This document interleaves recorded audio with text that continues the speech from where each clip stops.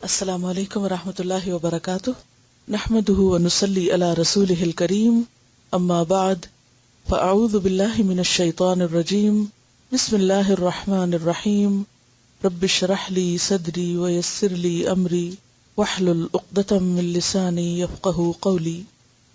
پہلے ہم سورۃ الدہر سنیں گے اور پھر اس کے بعد اس کا ترجمہ، اور پھر ہم اپنے موضوع کو کنٹینیو کریں گے، جو آج کا موضوع صبر کا موضوع ہے۔ اس صبر کی جو جزا اور بدلہ ہے وہ قرآن کے الفاظ میں سنتے ہیں، سنیے۔ شروع کرتی ہوں اللہ کے نام سے جو بے انتہا مہربان نہایت رحم فرمانے والا ہے۔ کیا انسان پر لامتناہی زمانے کا ایک وقت ایسا بھی گزرا ہے جب وہ کوئی قابل ذکر چیز نہ تھا، یعنی طویل عرصے تک انسان ایسے حال میں رہا ہے کہ جب کوئی اس کو پہچانتا بھی نہ تھا۔ ہم نے انسان کو ایک مخلوط نطفے سے پیدا کیا تاکہ اس کا امتحان لیں، تو گویا ہم سب اس دنیا میں ایک امتحان کے لیے ہیں، اور اس غرض کے لیے ہم نے اسے سننے اور دیکھنے والا بنایا، یعنی عقل اور سمجھ عطا کی۔ ہم نے اسے راستہ دکھا دیا، اللہ نے بندوں کی ہدایت کا انتظام کر دیا۔ اب بندوں پر ہے، خواہ شکر کرنے والا بنے یا کفر یعنی ناشکری کرنے والا بنے، یعنی چاہے تو اب اللہ کی دی ہوئی نعمتوں پر شکر ادا کرے یا پھر چھوٹی چھوٹی تکلیفوں پر بے صبری کر کے ناشکراپن کرے۔ کفر کرنے والوں کو ہم نے زنجیریں اور طوق اور بھڑکتی ہوئی آگ مہیا کر رکھی ہے۔ نیک لوگ جنت میں شراب کے ایسے ساغر پیئیں گے جن میں آب کافور کی آمیزش ہوگی۔ یہ ایک بہتا چشمہ ہوگا جس کے پانی کے ساتھ اللہ کے بندے شراب پیئیں گے، اور جہاں چاہیں گے بسہولت اس کی شاخیں نکال لیں گے۔ یہ وہ لوگ ہوں گے جو دنیا میں نظر پوری کرتے ہیں، یعنی اللہ سے کیے ہوئے وعدے وفا کرتے ہیں، اس دن سے ڈرتے ہیں جس کی آفت ہر طرف پھیلی ہوئی ہوگی، اور اللہ کی محبت میں مسکین اور یتیم اور قیدی کو کھانا کھلاتے ہیں، اور ان سے کہتے ہیں کہ ہم تمہیں صرف اللہ کے لیے کھلا رہے ہیں، ہم تم سے نہ کوئی بدلہ چاہتے ہیں نہ شکریہ۔ ہمیں تو اپنے رب سے اس دن کے عذاب کا خوف لاحق ہے جو سخت مصیبت کا انتہائی طویل دن ہوگا، بس اللہ انہیں اس دن کے شر سے بچا لے گا اور انہیں تازگی اور سرور بخشے گا، یعنی ہر طرف سے خوشیاں ہی خوشیاں ہوں گی، اور ان کے صبر کے بدلے میں انہیں جنت اور ریشمی لباس عطا کرے گا۔ وہاں وہ اونچی مسندوں پر تکیے لگائے بیٹھے ہوں گے، نہ انہیں دھوپ کی گرمی ستائے گی نہ جاڑے کی ٹھنڈک۔ جنت کی چھاؤں ان پر جھکی ہوئی سایہ کر رہی ہوگی، اور اس کے پھل ہر وقت ان کے بس میں ہوں گے کہ جس طرح چاہیں انہیں توڑ لیں۔ ان کے آگے چاندی کے برتن اور شیشے کے پیالے گردش کرائے جا رہے ہوں گے، شیشے بھی وہ جو چاندی کی قسم کے ہوں گے، اور ان کو منتظمین جنت نے ٹھیک اندازے کے مطابق بھرا ہوگا۔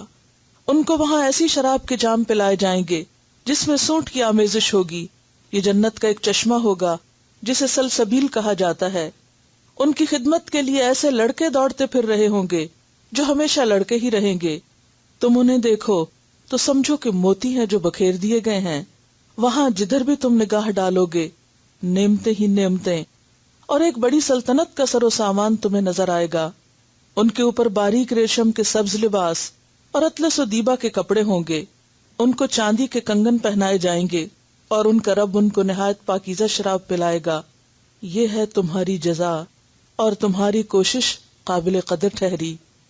اے نبی صلی اللہ علیہ وسلم، ہم نے ہی تم پر یہ قرآن تھوڑا تھوڑا کر کے نازل کیا ہے، لہٰذا تم اپنے رب کے حکم پر صبر کرو، اور ان میں سے کسی بد عمل یا منکر حق کی بات نہ مانو۔ اپنے رب کا نام صبح و شام یاد کرو، رات کو بھی اس کے حضور سجدہ ریز ہو، اور رات کے طویل اوقات میں اس کی تسبیح کرتے رہو۔ یہ لوگ تو جلدی حاصل ہونے والی چیز دنیا سے محبت رکھتے ہیں، اور آگے جو بھاری دن آنے والا ہے اسے نظر انداز کر دیتے ہیں۔ ہم نے ہی ان کو پیدا کیا ہے اور ان کے جوڑ بند مضبوط کیے ہیں، اور ہم جب چاہیں ان کی شکلوں کو بدل کے رکھ دیں۔ یہ ایک نصیحت ہے، اب جس کا جی چاہے اپنے رب کی طرف جانے کا راستہ اختیار کر لے، اور تمہارے چاہنے سے کچھ نہیں ہوتا جب تک کہ اللہ نہ چاہے۔ یقیناً اللہ بڑا علیم و حکیم ہے، اپنی رحمت میں جس کو چاہتا ہے داخل کر لیتا ہے، اور ظالموں کے لیے اس نے دردناک عذاب تیار کر رکھا ہے۔ تو گویا دونوں راستے بالکل واضح ہیں۔ زندگی کا مقصد بھی بتا دیا گیا اور آنے والی مشکلات کا ذکر بھی کر دیا گیا۔ اب ان مشکلات میں یا تو انسان صبر اور برداشت کا راستہ اختیار کرے اور اپنے رویے کو اللہ کے حکم کے تابع رکھے، اور یا پھر بے صبری کر کے اللہ کو ناراض کر کے اس دنیا سے جائے اور پھر قیامت کے دن بھی اللہ کی ناراضگی کا سامنا کرے۔ چوائس ہم پر ہے کہ ہم اپنے لیے کیا چاہتے ہیں۔ بات ہو رہی تھی صبر کی، اور اس میں ہم نے مختلف احادیث کا مطالعہ کیا، اور ہم نے یہ بھی طے کیا کہ انشاءاللہ ہم نبی صلی اللہ علیہ وسلم کی زندگی کے مختلف ادوار اور آپ کو پیش آنے والی مختلف طرح کی تکالیف کو اپنے سامنے رکھیں گے کہ ان پر آپ نے کس کس طرح صبر کیا، اور پھر یہ کہ صحابہ کرام کا صبر بھی کیسا تھا۔ اس سے پہلے کہ میں اپنی یہ گفتگو شروع کروں، میں آپ کے ساتھ پھر صبر کا معنی اور مفہوم دہرانا چاہتی ہوں۔ صبر کا لفظی معنی ہے بہادری کرنا، یعنی صبر وہی کر سکتا ہے جو بہادر ہو، جو مشکلات کو فیس کرنا جانتا ہو۔ صبر کیا ہے؟ اپنے آپ کو روک لینا، مصیبت کی شکایت نہ کرنا، تکلیف کی شکایت نہ کرنا، یہ بھی صبر ہوتا ہے۔ اور جذبات کی بجائے عقل سے کام لینا، جوش کی بجائے ہوش سے کام لینا، اور کسی پسندیدہ یا ناپسندیدہ چیز سے اللہ کی خاطر رک جانا، برداشت اور استقامت کا نام ہے۔ اور پھر صبر کب شروع ہوتا ہے؟ صدمے کے آغاز میں، الصبر عند الصدمة الأولى، اور صرف آغاز میں ہی نہیں بلکہ اس پر اس طرح برقرار رہنا کہ زندگی کے اختتام تک صبر کا دامن ہاتھ سے نہ چھوٹے۔ صبر صرف کسی وقتی طور پر کسی خاص موقع پر ہی اپنے آپ کو کنٹرول کرنے کا نام نہیں بلکہ کنٹرول کرتے رہنے کا نام ہے۔ تو بات یہ ہے کہ صبر کیا جاتا ہے مشکلات میں، ناپسندیدہ حالات میں، اپنی مرضی اور نفس کے خلاف چیزوں میں۔ مشکلات کتنی قسم کی ہوتی ہیں؟ مصیبت کس کو کہتے ہیں؟ حضرت عمر رضی اللہ تعالی عنہ نے مصیبت کی ایک تعریف کی ہے کہ مصیبت کیا ہے۔ عمر کہتے ہیں کل شیء یصیب المؤمن یکرہہ فہو مصیبۃ، کل شیء، ہر چیز، یصیب المؤمن، جو مومن کو پہنچتی ہے یا مومن کو پیش آتی ہے، یکرہہ، جسے وہ ناپسند کرتا ہے، جو اس کو اچھی نہیں لگتی، فہو مصیبۃ، وہ مصیبت ہوتی۔ کتنی جامع اور مختصر بات ہے۔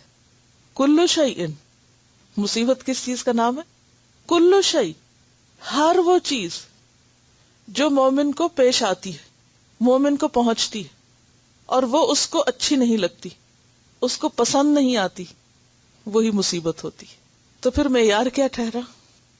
کوئی بھی چیز جو اچھی نہ لگے، جو ہماری مرضی کے خلاف ہو، جو ہم ناپسند کرتے ہوں، وہ مصیبت ہے۔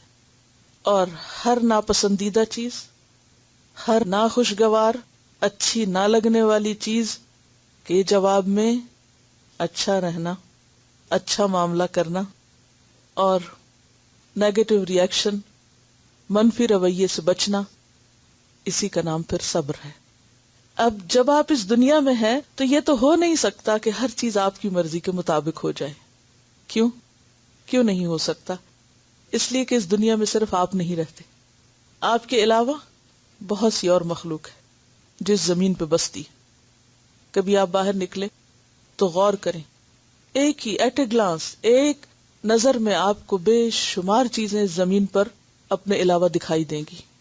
جیسے ہمارا حق ہے اس زمین پر، اسی طرح ان سب کا حق بھی ہے۔ اور اگر سب کو چھوڑ کر صرف انسانوں کو ہی لے لیں جن کے ساتھ ہمارا عام طور پر زیادہ واسطہ رہتا ہے، تو پھر انسان تو باقی چیزوں سے کچھ آگے بڑھ کر مزید اپنی مرضی کا مالک بھی ہے۔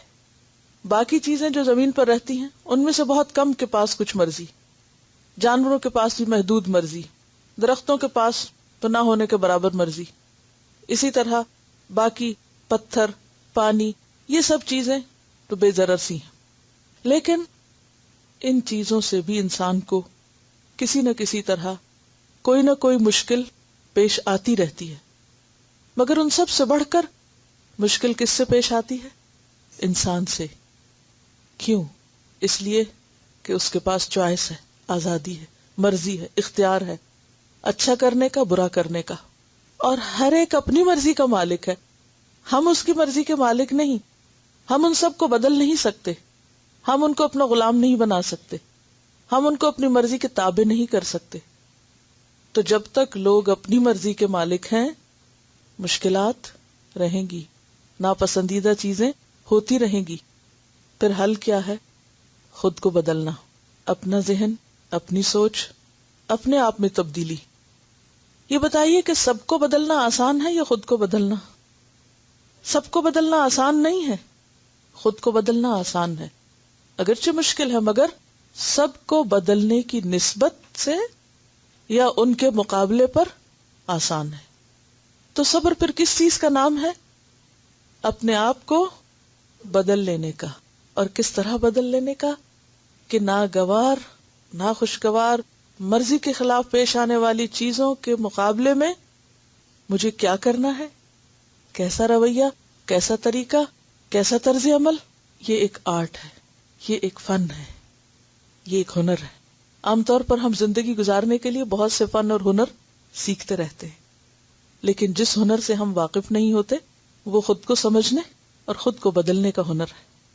اور جو اپنے آپ کو سمجھ جاتا ہے اور اپنے آپ کو کنٹرول کر لیتا ہے، خود پر ضبط کر لیتا ہے، خود کو سمجھا لیتا ہے، سیلف مینجمنٹ جانتا ہے. بہت سی قسم کی مینجمنٹس ہوتی ہیں نا، لیکن جو سیلف مینجمنٹ جانتا ہے، خود کو سمجھتا ہے، وہی کامیاب ہوتا ہے. اور خود کو کس طرح ڈھالنا ہے؟ خود کو اپنی مرضی کے مطابق بھی نہیں ڈھالنا، خود کو ڈھالنا ہے اللہ کی مرضی کے مطابق. جب آپ حقیقی معنوں میں اللہ کے بندے ہو جائیں گے تو بہت سی مشکلات ختم ہو جائیں گی. جب آپ اپنی مرضی کو اللہ کی مرضی، اپنی رضا کو اللہ کی رضا کے تابع کر دیں گے تو کیا ہوگا؟ معاملہ آسان ہو جائے گا. اور ایسے ہی لوگ کامیاب لوگ ہوتے ہیں. اگر ہم مختصراً مختلف طرح کی تکالیف کو دیکھیں جو انسان کو پیش آتی ہیں، تو آپ دیکھیے کہ ہمیں بعض تکالیف ہمارے جسم میں پیش آتی ہیں، جسمانی تکالیف ہوتی ہیں. بعض جذباتی ہوتی ہیں، ہمارے جذبات مجروح ہوتے ہیں.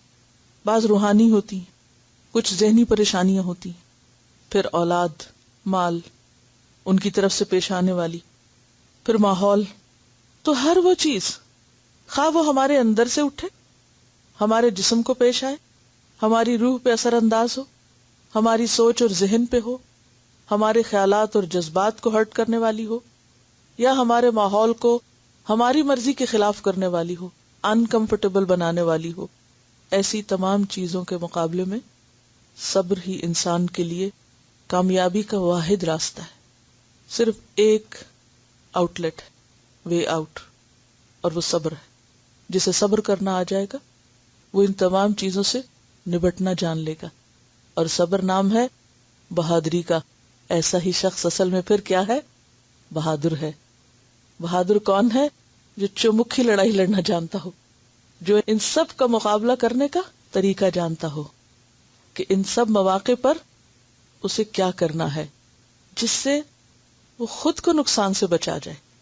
کیونکہ ہمارا ہر ناگوار ریاکشن، ہر نیگیٹو ریاکشن کسی دوسرے سے زیادہ خود ہمیں تکلیف دینے والا ہوتا ہے، خود ہمیں ضرر پہنچانے والا ہوتا ہے. کسی کی بات پر اگر ہم چیختے چلاتے تو امیج کس کا خراب ہوتا ہے؟ اپنا خراب ہوتا ہے. کسی مصیبت میں اگر ہم رونا دھونا اور چیخنا چلانا شروع کر دیتے ہیں تو نقصان کس کا ہے؟ ضرر تو خود کو پہنچتا ہے. لہذا صبر کرنا خود پر ظلم اور زیادتی کرنا نہیں ہے. صبر کرنا خود پر رحم کرنا ہے، خود کو فائدہ پہنچانا ہے. لہذا اپنے فائدے کے لیے، اپنے رب کی خاطر صبر کرنا ہی حل ہے، کوئی دوسرا حل نہیں. اور پھر آپ دیکھیے کہ اللہ تعالیٰ جس کے درجے بلند کرنا چاہتا ہے، جس کو جتنا اونچا لے جانا چاہتا ہے، اس کو اتنے ہی چیلنجز میں ڈالتا ہے، اس کے لیے اتنی ہی مشکلات سامنے آتی ہیں. اسی لیے ہم دیکھتے ہیں کہ سب سے زیادہ تکلیف دنیا میں کس کو پہنچی؟ اللہ کے سب سے پیاروں کو، جو سب سے زیادہ محبوب تھے اللہ کے. اللہ نے ان کو سب سے زیادہ آزمائش میں ڈالا، سب سے زیادہ مشکل میں ڈالا. اور وہ کون ہے؟ انبیاء. حدیث میں آتا ہے ان اشد الناس بلاء الانبیاء ثم الذین یلونہم ثم الذین یلونہم ثم الذین یلونہم. سب سے زیادہ لوگوں میں شدید آزمائش، شدید تکلیفیں انبیاء پر آئیں، پھر وہ جو ان سے قریب تھے، پھر وہ جو ان سے قریب تھے، پھر وہ جو ان سے قریب تھے. ہم کیا سمجھتے ہیں جب ہم پر کوئی مشکل آتی ہے؟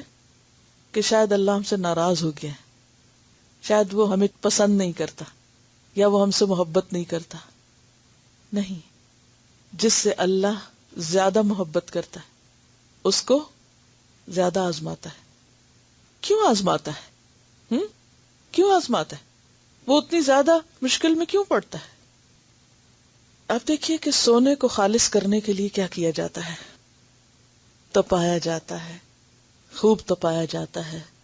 لوہا فولاد کب بنتا ہے؟ جب کیا کیا جاتا ہے؟ گرم کیا جاتا ہے. تو کسی بھی انسان کو خالص کرنے کے لیے، چمکانے کے لیے، ہیرا بنانے کے لیے اس پر زیادہ سے زیادہ مشکلات ڈالی جاتی ہیں، تاکہ وہ ہر چیز سے اٹھ کر واقعی اللہ کا پسندیدہ ہو جائے. موسیٰ علیہ السلام کو اللہ تعالیٰ نے بہت سی آزمائشوں سے گزارا، اور پھر کیا کہا؟ وَاصْطَنَعْتُكَ لِنَفْسِي، تجھے میں نے اپنے کام کا بنا لیا، میں نے تجھے گھڑ لیا ہے. ہر طرف سے آزما کر، خوب خوب ہلا کر، چھان پٹک کر اپنا بنا لیا ہے. اللہ جس کو اپنا بنانا چاہتا ہے، جس سے کوئی کام لینا چاہتا ہے، اسے واقعی مشکل میں ڈالتا ہے، تاکہ ان مشکلات میں پڑھ کر وہ مضبوط ہو جائے. ٹھوک بجا کے دیکھتا ہے کہ واقعی وہ اس کے پیار کے قابل ہے اور اس کی جنت کے اعلیٰ درجات کے قابل ہے. جنت بزدلوں کے لیے نہیں ہے، جنت بیکار لوگوں کے لیے نہیں ہے، جنت مشکلات سے گزرنے والوں کے لیے ہے. جنت کا راستہ مکارہ، ناپسندیدہ چیزوں سے ڈھانپ دیا گیا ہے، مشکلات سے پر ہے، کانٹوں سے بھرا ہوا ہے وہ راستہ. آنا ہو جس کو آئے اس راستے پر. جو جنت کا طلبگار ہے اسے اس سے گزرنا ہی پڑے گا. جنت میں جانے کے لیے پل صراط تو پار کرنا ہی پڑے گا، اس سے تو کوئی بھی بچ کے نہیں جا سکتا. ام حسبتم ان تدخلوا الجنہ، کیا تم سمجھتے ہو کہ تم یوں ہی جنت میں داخل ہو جاؤ گے، مزے سے بیٹھے بٹھائے جنت مل جائے گی؟ وَلَمَّا يَأْتِكُمْ، اور نہیں آئی تمہارے پاس، مَثَلُ الَّذِينَ خَلَوْا مِن قَبْلِكُمْ، مثال ان لوگوں کی جو تم سے پہلے گزرے. کیا تھا پہلوں کو؟ مَسَّتْهُمُ الْبَأْسَاءُ وَالضَّرَّاءُ، انہیں مصیبتیں اور تکلیفیں پہنچی. وَزُلْزِلُوا، وہ ہلا مارے گئے. حَتَّى يَقُولَ الرَّسُولُ وَالَّذِينَ آمَنُوا مَعَهُ مَتَىٰ نَصْرُ اللَّهِ، اتنی شدید تکلیفیں آئیں کہ رسول اور ان کے ساتھی پکار اٹھے، یا اللہ تیری مدد کب آئے گی؟ تو اللہ جس سے محبت کرتا ہے اس کو آزماتا ہے، اسے مشکل میں ڈالتا ہے، اور جو اس مشکل میں کامیاب ہو جاتا ہے، اس مشکل کو پار کر جاتا ہے، امتحان پاس کر لیتا ہے، یقیناً اس کے درجے بلند ہوتے ہیں. اور ویسے بھی ایک اور روایت میں آتا ہے، بے شک اللہ تعالی جب کسی بندے کے ساتھ بھلائی کا ارادہ کرتا ہے، اس کے لیے اچھا چاہتا ہے، اس کے لیے اس کے گناہ کی سزا جلد دے دیتا ہے. دنیا میں فوراً پکڑ ہو جاتی ہے اس کی، دنیا میں ہی کوئی نہ کوئی تکلیف آ جاتی ہے. اور جب اللہ کسی بندے کے ساتھ شر کا ارادہ کرتا ہے، اس کا گناہ اس کے لیے روک دیتا ہے، یعنی سزا، یہاں تک کہ اس کی سزا اس کو قیامت کے دن دے گا. تو مومن کو تو کوئی کانٹا بھی چبھتا ہے اور تکلیف بھی آتی ہے تو اس کے لیے اس پر بھی اجر لکھا جاتا ہے.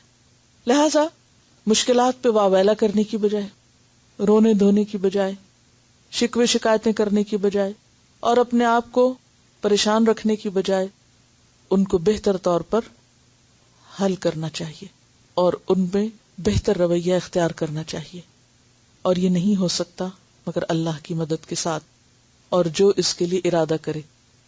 حدیث میں آتا ہے من یتصبر یصبرہ اللہ، جو صبر کرنا چاہے گا اللہ اس کو صبر دے دے گا، اللہ دے دے گا اس کو جو چاہے گا۔ تو جو ارادہ کر لے گا اللہ اس کو تھام لے گا۔ تو ضرورت کس بات کی ہے پھر؟ نیت کی، ارادے کی، کہ اللہ میں تیرے فیصلوں پہ راضی ہوں، کوئی شکوہ نہیں، کوئی ناراضگی نہیں، کسی قسم کا کوئی منفی رویہ نہیں، تیرا ہر فیصلہ میرے حق میں کیا ہے؟ خیر کا فیصلہ ہے، بھلائی کا فیصلہ ہے۔ تو اپنے بندوں پہ ظلم کرتا ہی نہیں، تیرے کسی فیصلے میں ظلم نہیں۔ تو نے جس حال میں مجھے رکھا، یہ کہنے کی بجائے کہ میں ہی رہ گئی تھی اس مصیبت کے لیے، کیا سوچنا چاہیے؟ یا اللہ تو نے مجھے اس کے لیے چنا، کیونکہ اللہ کسی پر اس کی وسعت سے بڑھ کر بوجھ نہیں ڈالتا، کہ اللہ تو نے مجھے اس کام کے لیے چنا، مجھ پر یہ مشکل ڈالی۔ تو آپ دیکھیے کہ صرف سوچ کے بدلنے سے سارا پرسپیکٹو بدل جائے گا، صرف سوچ بدلنے کی ضرورت ہے۔ یہ کہنے کی بجائے کہ مجھے کو کیوں چنا تو نے، اگر یہ کہا جائے کہ اللہ نے اس کے لیے میرا انتخاب کیا، اس کے لیے مجھے چنا، اللہ تعالیٰ کو مجھ میں کوئی چیز نظر آئی ہوگی کہ اس نے سوچا اچھا میں اپنے اس بندے کو اس چیز کے ذریعے آزما لوں، یا اللہ اگر تو نے میرے لیے یہ فیصلہ کر دیا تو اب میں نے اس کو قبول کر لیا، اب تو ہی مجھے حوصلہ اور توفیق دینے والا ہے کہ میں اس کو صحیح طور پر تیری مرضی کے مطابق اس امتحان کو پاس کر سکوں، کیونکہ اب نجات اسی میں ہے۔ ناراض ہونے میں تو نجات نہیں، شکوے کرنے میں تو نجات نہیں۔ لہذا جو شخص کسی بھی ڈیفیکلٹی کو ایکسپٹ کر لیتا ہے یہ سوچ کر کہ یہ اللہ کا فیصلہ ہے میرے لیے، اللہ تعالیٰ اس کے لیے اس کو آسان کر دیتا ہے۔ جسمانی تکلیفوں کو آپ دیکھیں، مثلا جسم میں ہمیں کیا کیا تکلیفیں آتی، جسمانی طور پر کیا ہوتا ہے؟ سب سے بڑی چیز جیسے بیماری یا کوئی چوٹ لگ جانا، کوئی ایکسیڈنٹ ہو جانا، تھکاوٹ جسمانی طور پر، سردی لگ جانا، گرمی لگ جانا، پیاس لگنا، بھوک لگنا، یہ سب چیزیں کیا ہیں؟ لکھ لیجئے۔ جسمانی طور پر کیا کیا تکلیفیں پیش آتی، ان کی لسٹیں بناتے جائیے بے شک اپنے پاس، کیونکہ ہم اس کے بعد یہ چیک کریں گے کہ اس موقع پر میں کرتی کیا ہوں۔ جب مجھے تھکاوٹ ہوتی ہے تو میں کیا کرتی ہوں، مجھے بھوک لگتی ہے تو میں کیا کرتی ہوں، مجھے سردی لگتی ہے تو میرا رویہ کیا ہوتا ہے، گرمی لگتی ہے تو میں کیا بولتی ہوں، بیمار ہوتی ہوں تو کیا کرتی ہوں۔ جسمانی تکلیفوں پر میرا رویہ کیا ہے، کیونکہ ہر وہ چیز جو مومن کو اچھی نہیں لگتی، جو اس کی مرضی کے خلاف ہوتی ہے، وہ مصیبت ہوتی ہے، اور ہر مصیبت پر اچھا رویہ اختیار کرنا یہی صبر ہوتا ہے۔ تو آپ میں سے ہر ایک اپنے آپ کو کہاں کہاں چیک کرے گا؟ جسمانی تکلیفوں میں، بیماری، بھوک، موسم کا اثر، تھکاوٹ، ٹھیک ہے۔ اس کے بعد آپ دیکھیے کچھ تکلیفیں ہمارے جذبات کو ہرٹ کرتی، یعنی ہمارے لیے جذباتی صدمے ہوتے ہیں۔ مثلا جذباتی صدموں میں کوئی ہمیں غصہ دلاتا ہے، کبھی ہم کسی کے رویے سے ہرٹ ہوتے ہیں، غمگین ہوتے ہیں، اور کیا ہوتا ہے بچوں کی طرف سے کوئی ایسی بات ہوتی ہے جو ہمارے لیے تکلیف اور دکھ کا سبب ہوتی ہے، کسی کی موت ہو سکتی ہے، کامیابی بھی ہو سکتی کسی کی جو انسان کو حسد میں مبتلا کر دیتی، کوئی ناکامی بھی۔ تو یہ سب چیزیں کیا ہیں؟ جذباتی صدمے ہوتے ہیں۔ کوئی ہماری بے عزتی کر دیتا ہے، بے وجہ ہمیں ڈانٹ ڈپٹ دیتا ہے، اور جبکہ ہمارا کوئی اس میں قصور بھی نہیں ہوتا۔ ایسے موقعوں پر ہمارا رویہ کیا ہوتا ہے، ہم کیا کرتے ہیں؟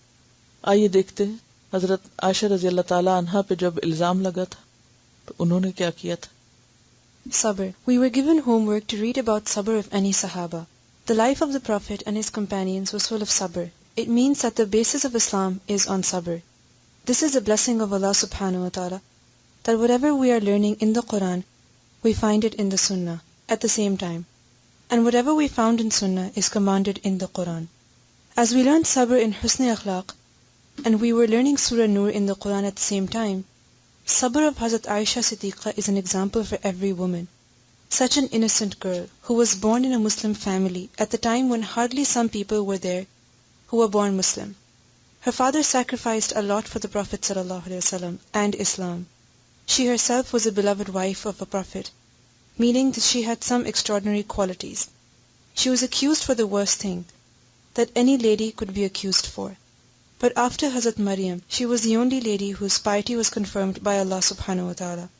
When she came to know that how people are talking about her, she didn't make a fuss and said, "I will do sabr jameel." Didn't utter a single word against the people who spread the false rumor, and she silently waited for the solution from Allah subhanahu wa ta'ala. Her sabr was replied, as it is said, "Inna Allaha ma'as sabirin." And there are 2 times in Surah Nur about the incident that it is ifk, and as ifkum mubin. Allah is saying that whatever people are saying that against Hazrat Aisha is a lie and a big accusation. It is a great blessing for her sabr that up till the day of judgment there is proof for her innocence in the Quran. Wassalam. تو حضرت عائشہ رضی اللہ تعالیٰ عنہا کی example ہمارے سامنے ہے کہ جب ان پر ایک الزام لگا تھا اور کسی بھی عورت پر، اور پھر عورت بھی وہ عام عورت نہیں تھی، تقوی اور ایمان اور اخلاق میں کس اعلیٰ مقام پر تھی، اور نبی کی بیوی تھی. یعنی جس شخص کا جتنا بڑا مقام ہوتا ہے اس پر الزام اتنی ہی بڑی شکل اختیار کر جاتا ہے. کسی عام عورت پر بھی الزام لگے تو بڑی بات ہے، اور کہاں اللہ کے رسول کی زوجہ محترمہ ان پر الزام لگا. لیکن کیا تھا ان کا رویہ؟ کیا کیا انہوں نے؟ جب انہیں پتہ بھی چل گیا کہ کون کون میرے خلاف یہ سب کچھ کر رہا ہے، تو انہوں نے جواباً ان کے لیے کیا کہا؟ صبر جمیل. جب والدین کی طرف سے بھی تعاون نہیں ملا تو صبر جمیل. انہوں نے جوابی الزام تراشی شروع نہیں کی، ایسا رویہ اختیار نہیں کیا. لیکن صبر کا پھل میٹھا ہوتا ہے، تو نتیجہ کیا نکلا کہ ان کی برات اللہ نے اتاری، جو قیامت تک قرآن مجید میں پڑھی جا رہی ہے، کہ جس کا امتحان بڑا ہوتا ہے پھر اس کا صلہ اور درجہ اور انعام بھی بڑا ہوتا ہے. جتنا مشکل امتحان اتنا بڑا ریوارڈ. لیکن یہ ریوارڈ کب ہوتا ہے؟ صبر کے ساتھ. بعض اوقات ہم سوچتے ہیں کہ ہم پر اتنی مشکل آئی، ہمیں کیا ملا؟ ہم یہ نہیں سوچتے کہ ہم نے صبر بھی تو نہیں کیا، کیونکہ انعام صبر کے ساتھ ہے. اور صبر کرنا یقیناً مشکل ہے لیکن ناممکن نہیں. پھر اسی طرح مختلف لوگوں کی وفات، جو ہمارے عزیز، قریب، محبوب لوگ ہوتے ہیں، ان کی وفات، ان کا دنیا سے چلے جانا، یہ ہمارے لیے ایسا دردناک اور تکلیف دہ امر ہوتا ہے کہ بعض اوقات اس کو انسان چاہنے کے باوجود بھی بھلا نہیں سکتا. یعنی انسانوں کو کھو دینے کا غم شدید ترین غم ہوتا ہے، جو انسان کے رویے پر بھی اثر انداز ہوتا ہے. اس میں ہم دیکھتے ہیں کہ مختلف مواقع پر لوگوں کا طرز عمل کیا رہا. مثلا آپ صلی اللہ علیہ وسلم کے بیٹے ابراہیم کی جب وفات ہوئی تو آپ کا طرز عمل کیا تھا؟ آپ کی آنکھوں سے آنسو آ رہے تھے اور آپ کہہ رہے تھے، واللہ یا ابراہیم انا بک لمحزونون، اے ابراہیم ہمارا دل تمہاری وجہ سے بہت غمگین ہے. تدمع العین، آنکھ آنسو بہاتی ہے. ویحزن القلب، دل غمگین ہے. ولا نقول الا ما یرضی ربنا، اور ہم کوئی بات ایسی نہیں کریں گے جو ہمارے رب کو ناراض کرے. ہم صرف وہ کہیں گے جس سے ہمارا رب راضی ہو. اس کا نام ہے صبر. آپ رو سکتے ہیں، آپ کے دل میں دکھ، تکلیف اور غم ہو سکتا ہے، اس سے نہیں منع کیا گیا، یہ صبر کے خلاف نہیں. لیکن زبان پر ایسی بات نہ ہو کہ جس سے اللہ تعالیٰ ناراض ہو. وہ کون سی باتیں ہوتی ہیں جس سے اللہ ناراض ہوتا ہے؟ شکوہ، کہ میرے ہی ساتھ یہ کیوں ہوا، میرا ہی بچہ کیوں لے لیا گیا. اس کے برعکس جب انسان اس موقع پر شکر کرتا ہے تو کیا ہوتا ہے؟ ترمذی کی روایت ہے، ابو موسیٰ اشعری کہتے ہیں نبی صلی اللہ علیہ وسلم نے فرمایا، جب کسی بندے کا کوئی بچہ مرتا ہے، یعنی اولاد کا صدمہ کسی کو پہنچتا ہے، تو اللہ تعالیٰ اپنے فرشتوں سے پوچھتا ہے، کیا تم نے میرے بندے کے بچے کی جان قبض کر لی؟ وہ کہتے ہیں ہاں. پھر وہ ان سے پوچھتا ہے، تم نے اس کے جگر کے ٹکڑے کی جان نکال لی؟ وہ کہتے ہیں ہاں. پھر وہ ان سے پوچھتا ہے تو میرے بندے نے کیا کہا؟ کیا اللہ تعالیٰ کو نہیں پتا؟ اللہ کو پتا ہے، لیکن اللہ تعالیٰ ایسے بندے کا ذکر اپنے فرشتوں میں کرتے ہیں اور اس کے بارے میں اپنے فرشتوں سے بات کرتے ہیں. وہ کہتے ہیں اس مصیبت میں اس نے تیری حمد کی اور انا للہ و انا الیہ راجعون پڑھا. تو اللہ تعالیٰ فرماتا ہے میرے اس بندے کے لیے جنت میں ایک گھر تعمیر کرو اور اس کا نام بیت الحمد رکھو، شکر کا گھر. کیا ہم سب اپنے پیاروں کی وفات پر اللہ کا شکر کرتے کہ اللہ تیرے فیصلے پہ ہم راضی ہیں، تو کسی پہ ظلم نہیں کرتا، جو تو نے کیا اسے میں نے قبول کر لیا؟ ہم میں سے کتنے ایسے کہ اللہ اس حال پہ بھی راضی ہیں، تیرا شکر ہے. اصل مشکل یہ ہے کہ ہم بہت سے کام اللہ کی خاطر تو کرتے نہیں.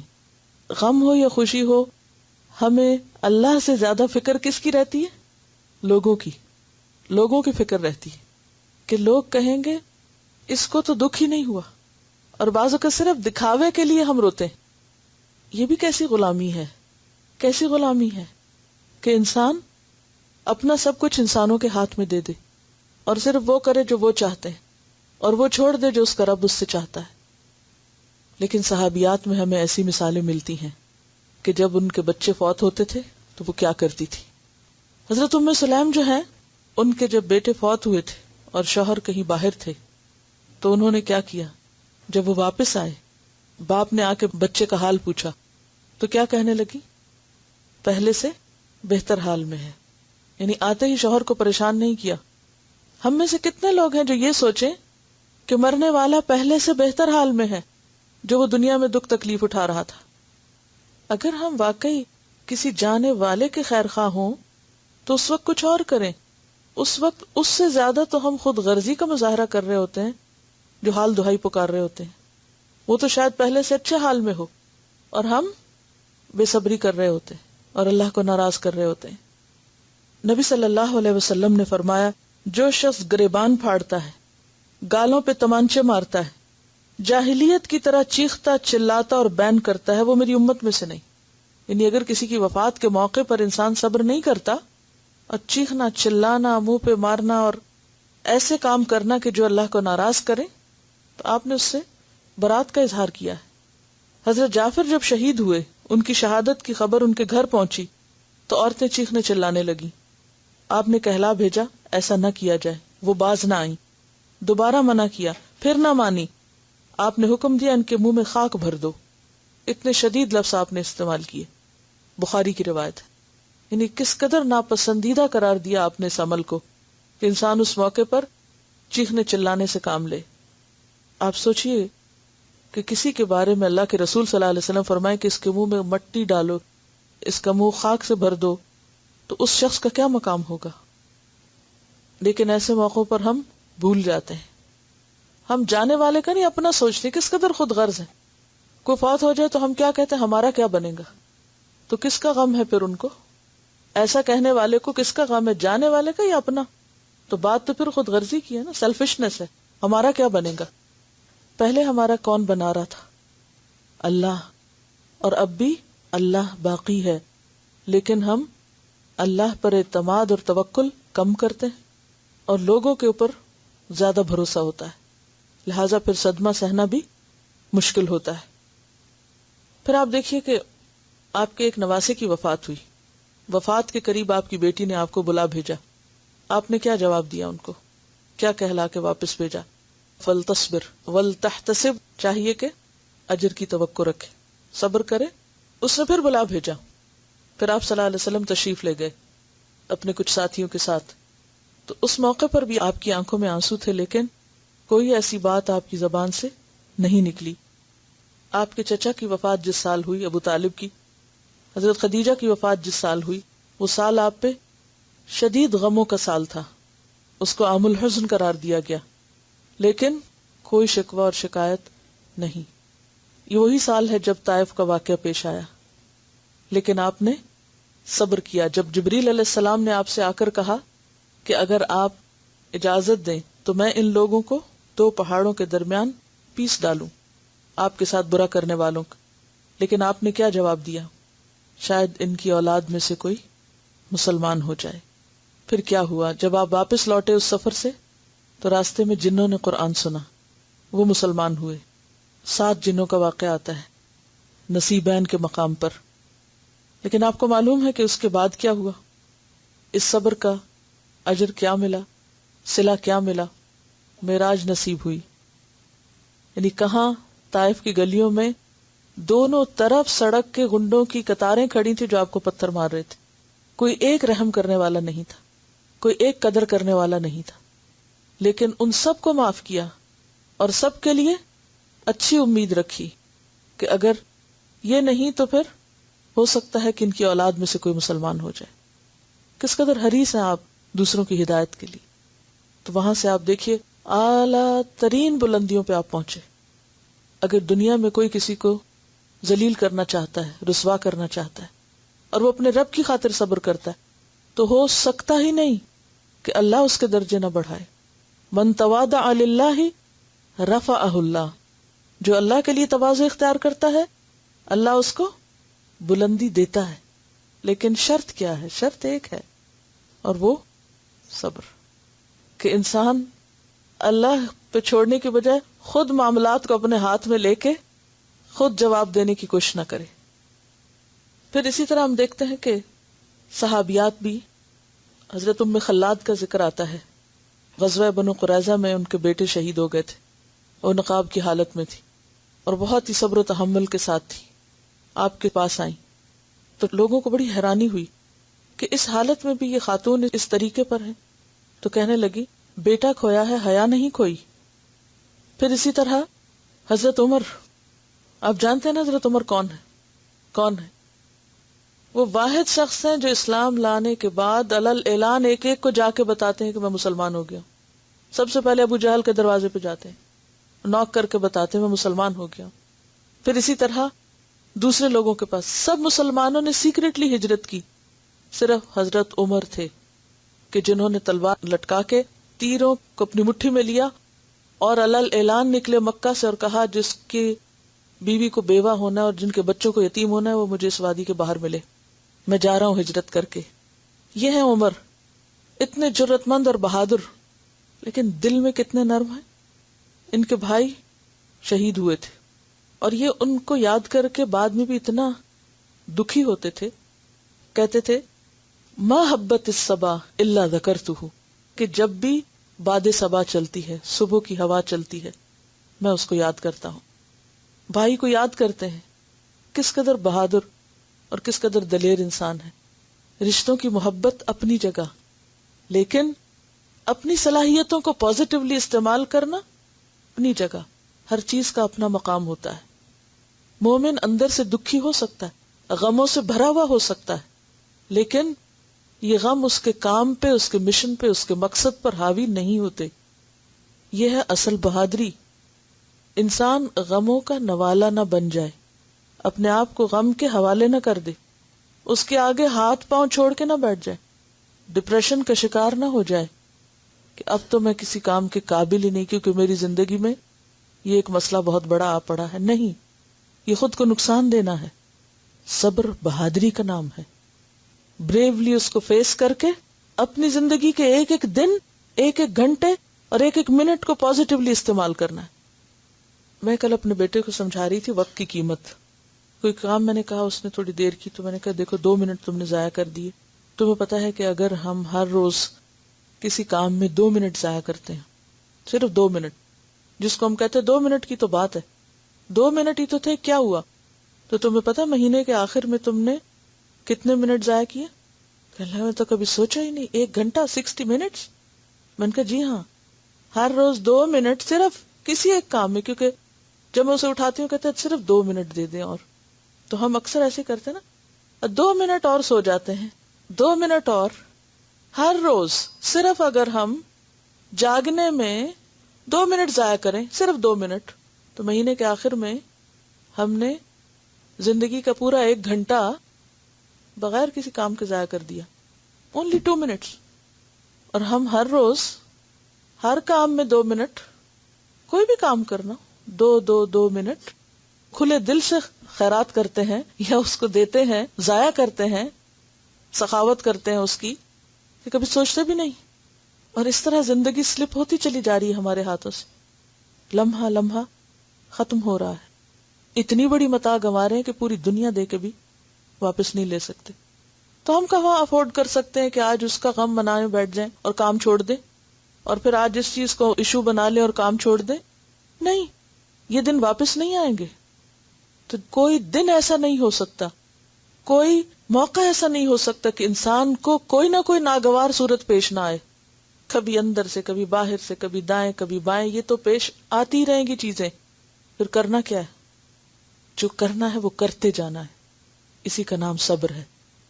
صبر صرف روک لینے کی حد تک ہی نہیں، بلکہ ان چیزوں کو کنٹرول کر کے جو ہمیں تکلیف دیتی ہیں، ناگوار ہے، ناپسندیدہ ہے، اوور کم کر کے ان پر، ان سارے بیریئرز کو کراس کر کے جو کرنا ہے وہ کرتے جانا ہے. اس گاڑی کو چلاتے جانا ہے، چاہے روڈ کیسی بھی ہو.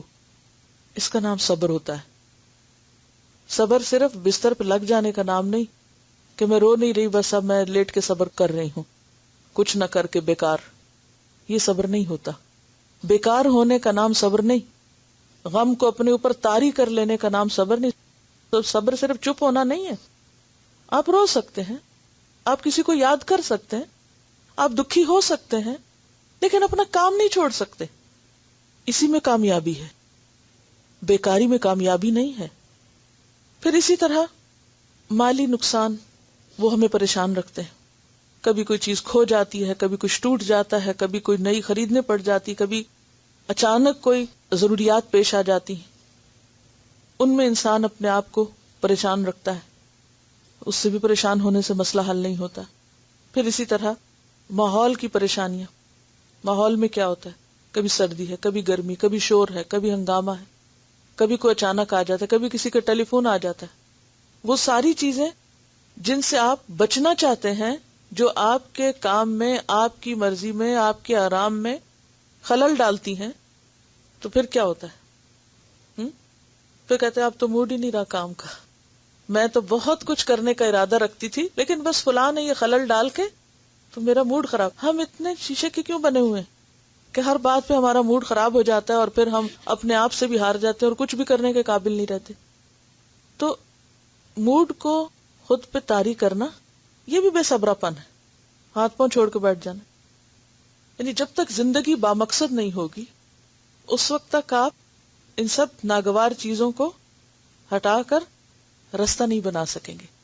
تو زندگی میں مثبت رول ادا کرنے کے لیے، اور لانگ ٹرم اور شارٹ ٹرم، چھوٹے اور بڑے گولز کا سامنے ہونا بہت ضروری ہے، جن کو آپ اچیو کرتے جائیں اور اس راستے میں آنے والی مشکلات کو ہٹاتے جائیں.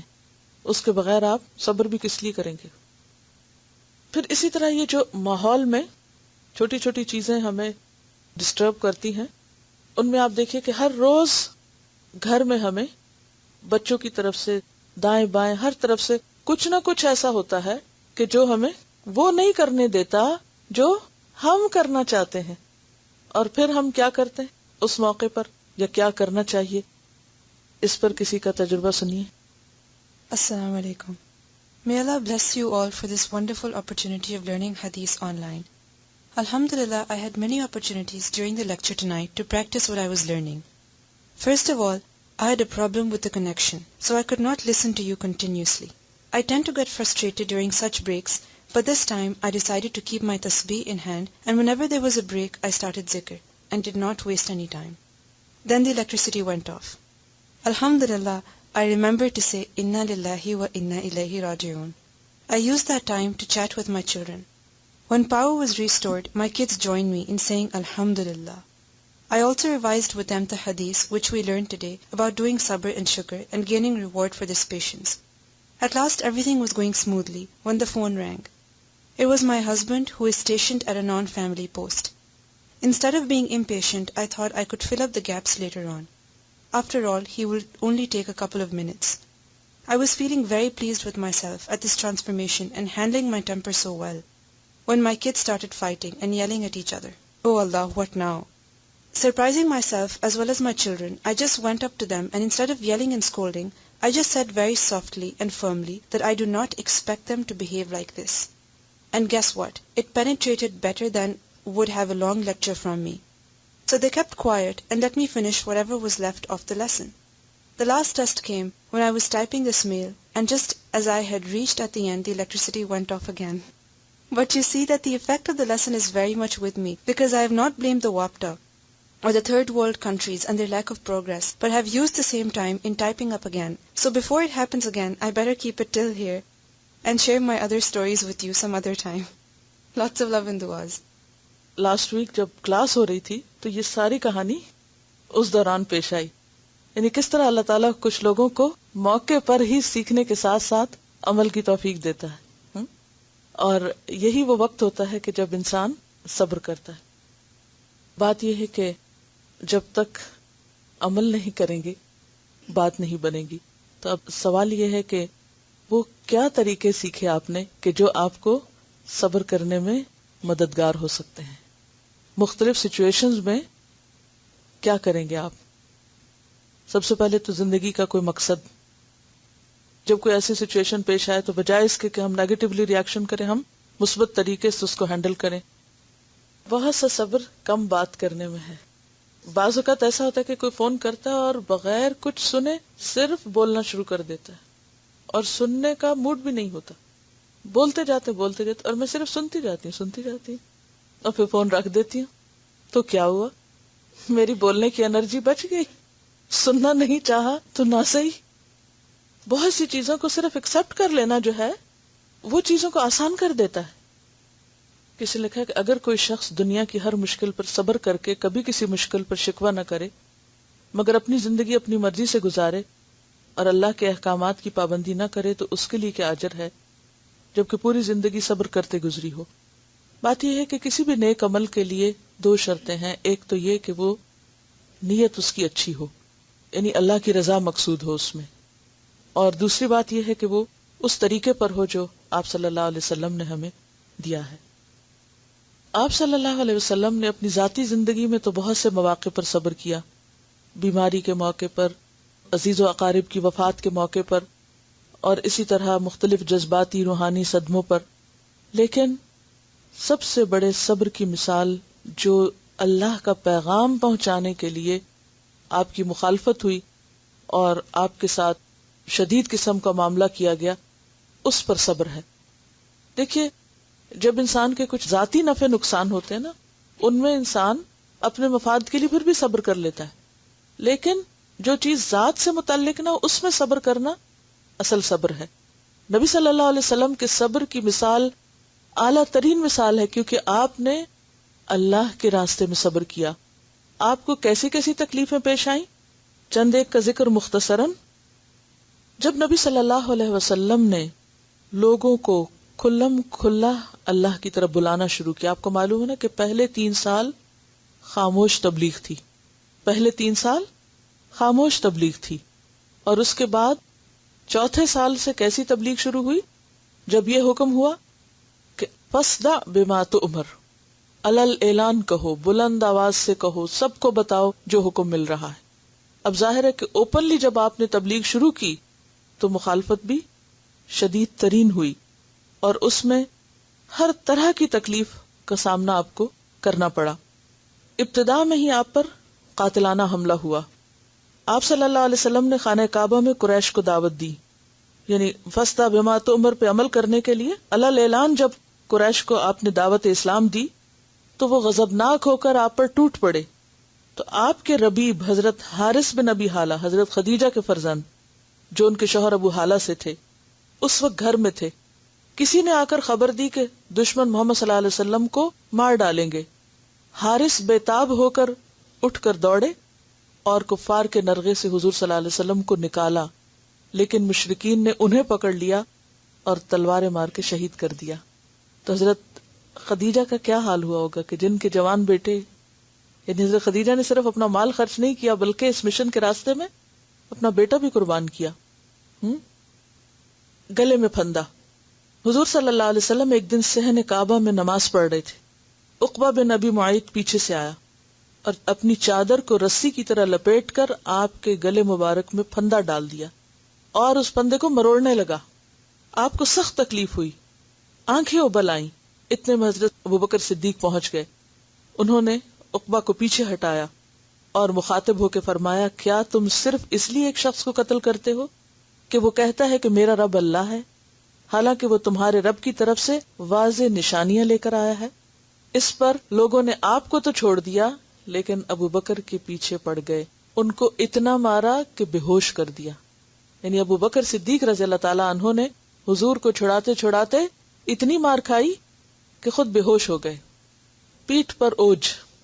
ایک اور موقع پر عقبہ بن ابی معیط اونٹ کا ایک اوج یعنی اوجڑی جس کو ہم کہتے ہیں اٹھا لایا جو خون اور گوبر سے بھرا ہوا تھا.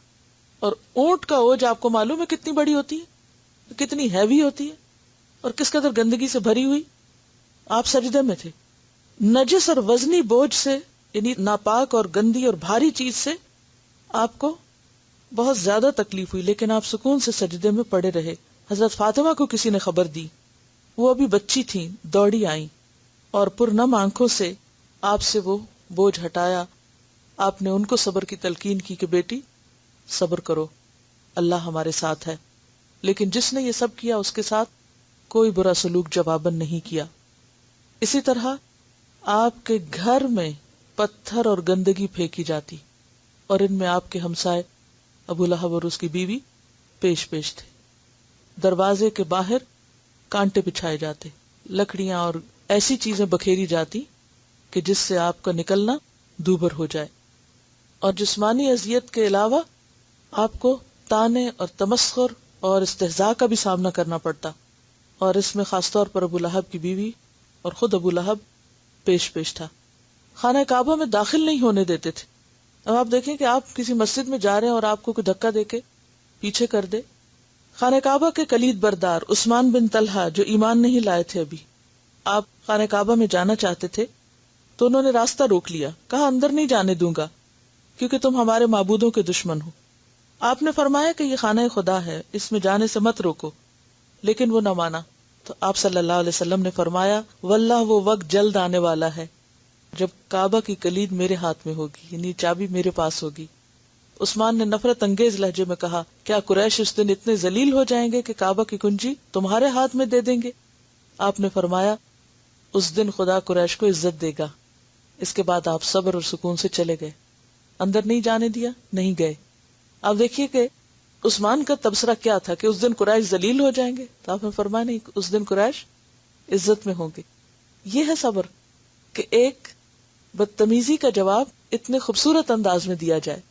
پھر اسی طرح آپ پر یہ الزام لگا کہ آپ کا دماغ چل گیا اور آپ کو جنون ہو گیا، اور یہ بہت زیادہ مشہور کر دیا گیا. اور قبیلہ از کا ایک رئیس تھا ضماد بن ثعلبہ، انہیں جھاڑ پھونک میں اور دم کرنے میں بہت مہارت تھی.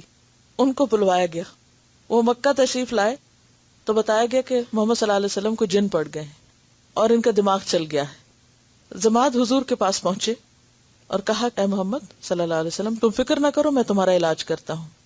تو اس پر آپ صلی اللہ علیہ وسلم نے ان کو قرآن پاک کی کچھ آیات سنائی. وہ سن کر سکتے میں آ گئے، بولے واللہ یہ خدا کا کلام ہے، آپ اللہ کے رسول ہیں، میں اللہ اور اس کے رسول پر ایمان لاتا ہوں. الٹا مسلمان ہو گئے جو آپ کا علاج کرنے آئے تھے. پھر اسی طرح آپ کے گھر پر حملہ کیا گیا اور ایک مرتبہ بہت سے شریر اکٹھے ہو کر آپ کے دروازے پہ گئے، دستک دی. آپ باہر تشریف لائے تو بہت شرمناک قسم کی گالیاں دی گئی، ہاتھ بھی اٹھایا گیا.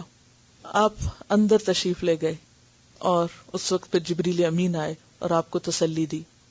آپ کے سر پہ کیچڑ پھینکا گیا اور حضرت فاطمہ اس کو دھو رہی تھی اور رو رہی تھی. آپ نے فرمایا کہ مت رو، اللہ تمہیں جلد ہی قریش کی ایذا رسانیوں سے محفوظ کرے گا. آپ پر پتھر بھی پھینکے گئے. منا میں کچھ شریروں نے آپ کو نرغے میں لے لیا، کوئی گالیاں دیتا، کوئی آپ پہ تھوکتا، کوئی پتھر پھینکتا. آپ اندازہ کیجئے ذرا، اپنے آپ کو کسی ایسی جگہ پہ رکھ کے دیکھیے کہ جس میں چاروں طرف لوگ ہوں، کوئی تھوکے، کوئی گالیاں پھینکے، کوئی پتھر پھینکے، کیا کیفیت ہو سکتی ہے؟ اور یہ سب کچھ کسی ذاتی دشمنی کی بنا پر نہیں، اللہ کا پیغام پہنچانے کی وجہ سے تھا. لیکن آپ نے جواباً کچھ نہیں کہا. آپ صبر کے ساتھ ان کی ہدایت کی دعا کرتے رہے. پھر حضرت زینب پانی کا برتن لے کر وہاں آئیں. آپ کی حالت دیکھ کے رونے لگی. فرمایا بیٹی مت رو، اللہ میرا حافظ و ناصر ہے. ابو جہل نے مختلف مواقع پر آپ کے ساتھ جو کچھ کیا وہ اس امت کا فرعون ہے. یعنی فرعون جس طرح شدید تھا، اسی طرح ابو جہل آپ صلی اللہ علیہ وسلم کے ساتھ بہت سخت معاملہ کرتا. ابو جہل کی بیوی آپ کو مذمم کہہ کے پکارتی. اس کے جواب میں بھی آپ نے کیا کہا؟ میں تو محمد ہوں، اور اس پر کسی ناگواری کا اظہار نہیں کیا.